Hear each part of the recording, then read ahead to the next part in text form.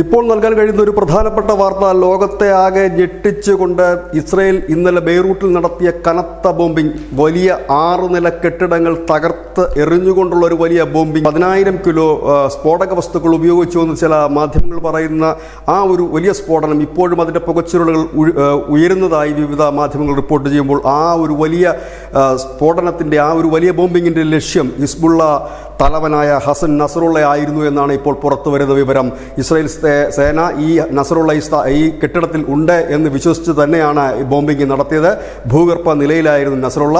കൂടുതൽ വിവരങ്ങൾ അധികം വൈകാതെ പുറത്തുവിടുമെന്ന് ഇസ്രായേൽ മാധ്യമങ്ങളും പറയുന്നു. ടൈംസ് ഓഫ് ഇസ്രായേലും ഹീബ്രു മാധ്യമങ്ങളും അടക്കം പറയുന്നു നസറുള്ളയ്ക്ക് ജീവനോടെ പുറത്തു കടക്കാൻ കഴിയാത്ത വിധം ഒരു വലിയ ആക്രമണമാണ് നടന്നത്.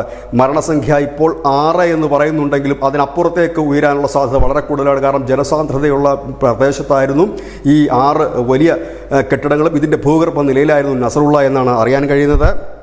വളരെ ശക്തമായൊരു ബോംബിംഗ്. ആ ബോംബിങ്ങിലൂടെ ഹിസ്ബുള്ളയുടെ തലവൻ നസറുള്ള കൊല്ലപ്പെട്ടിരിക്കുന്നു. ഹമാസിൻ്റെ തലവന്മാരെ എല്ലാം ഒന്നൊന്നായി കൊന്നൊടുക്കിയതിനു ശേഷം ഇപ്പോൾ ഇസ്രായേലിന് നേരെ ആക്രമണം നടത്തുന്ന ഹിസ്ബുള്ളയുടെ തലവൻ നസറുള്ളയും കൊല്ലപ്പെട്ടിരിക്കുന്നു എന്നുള്ള വലിയ വാർത്ത തന്നെയാണ്. അതൊരു വലിയ വാർത്ത എന്ന് പറയാൻ കാരണം ഹിസ്ബുള്ള എന്ന് പറയുന്ന ഒരു അർദ്ധ സൈനിക വിഭാഗം പോലെ പ്രവർത്തിക്കുകയും ഇറാൻ്റെ ഒരു പ്രോക്സി ഒരു സംഘടനയായി പ്രവർത്തിക്കുകയും ചെയ്ത ഹിസ്ബുള്ളയുടെ തലവനാണ് കൊല്ലപ്പെട്ടിരിക്കുന്നത്. അമേരിക്ക പറയുന്നത് തങ്ങളെ ഇസ്രായേൽ അറിയിച്ചിരുന്നില്ല ഇങ്ങനെ ഒരു ആക്രമണം നടത്തുന്നതിനെക്കുറിച്ചെന്നാണ്. കാരണം സാധാരണഗതിയിൽ മറ്റ് ആക്രമണങ്ങൾക്ക് മുൻപ് ഇസ്രായേൽ തങ്ങളെ അത് അറിയിക്കാറുണ്ട്. പക്ഷേ ഈ ആക്രമണം തങ്ങളെ അറിയിച്ചില്ല എന്നാണ്. ഏതായാലും വലിയ രീതിയിലുള്ള ബോംബിംഗ് ആണ് നടന്നതെന്നാണ് വിവിധ മാധ്യമങ്ങൾ പറയുന്നത്. ഇന്നലെ ഐക്യരാഷ്ട്രസഭയുടെ UN ജനറൽ കൗൺസിൽ യോഗത്തിൽ നെതന്യാഹു പ്രസംഗിച്ചപ്പോൾ അദ്ദേഹം പറഞ്ഞത് ഇറാനാണ് ഇതിന് പിന്നിൽ. തങ്ങളുടെ ശത്രുവിനെ പൂർണ്ണമായി ഇല്ലാതാക്കുന്നവരെ തങ്ങൾ ഈ ആക്രമണം തുടരുക തന്നെ ചെയ്യുമെന്ന് പറഞ്ഞതിന് നിമിഷങ്ങൾക്ക് ശേഷം, അതായത് അദ്ദേഹം UN കൗൺസിൽ സംസാരിച്ച് കഴിഞ്ഞതിന് തൊട്ടു പിന്നാലെയാണ് ഈ കനത്ത ബോംബിംഗ് നടന്നത്. അതായത് കൃത്യമായി ടാർഗറ്റ് ചെയ്ത് ഇസ്രായേൽ നടത്തിയ വലിയ ആക്രമണമെന്ന് തന്നെ പറയേണ്ടി വരും.